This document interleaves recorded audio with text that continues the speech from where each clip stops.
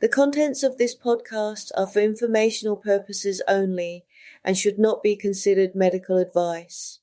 If you have a specific health concern or condition, please consult a qualified healthcare professional for more details.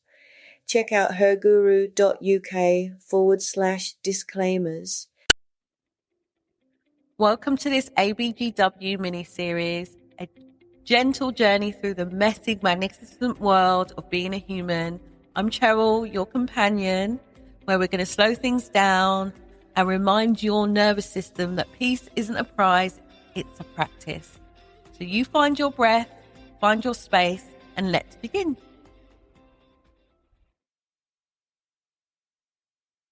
One of my mentors, Kaylee, once said something that really stuck in my ribs, like Sunday roast with rice and peas. Yum, yum. True change can only happen on the inside. And I think she's right. And I'll tell you why.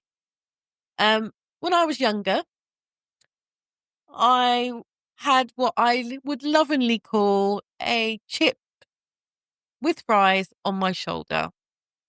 I'd ask, why me? Why does life keep throwing me these curveballs? I'd look around at everyone and think, they've got it so easy. What did I do wrong? But here's the thing.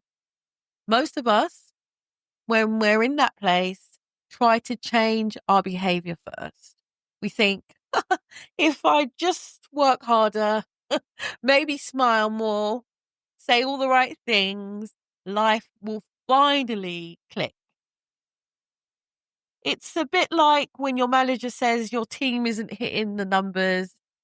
You go back, you crack the whip a little bit, throw in a few motivational quotes, maybe even bribe them with biscuits. And for a while, things look better. But the moment the pressure's off, everything slides right back to where it was.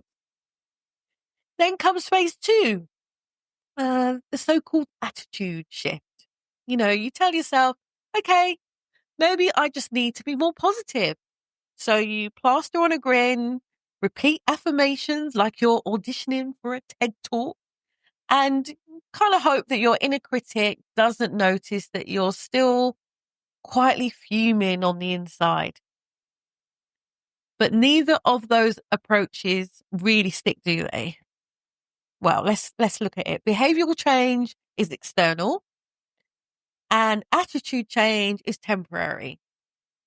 Both of them rely on willpower, and willpower has the stamina of a toddler after a sugar rush. So if you're forcing yourself, it doesn't work, does it? And for me, that's where a paradigm shift comes in, that deeper shift. Not what should I do differently, but, how can I see things differently? Because when your perceptions change, your behavior follows naturally.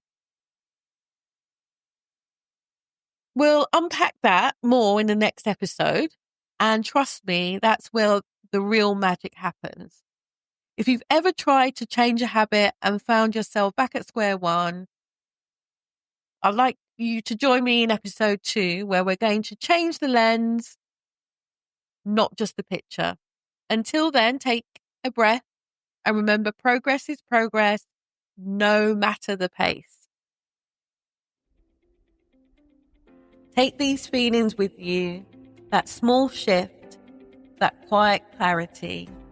You don't need to have it all figured out. You just need to take one small step. Because every step you take, no matter how small, is a step towards a brighter, more balanced future. Trust in your journey.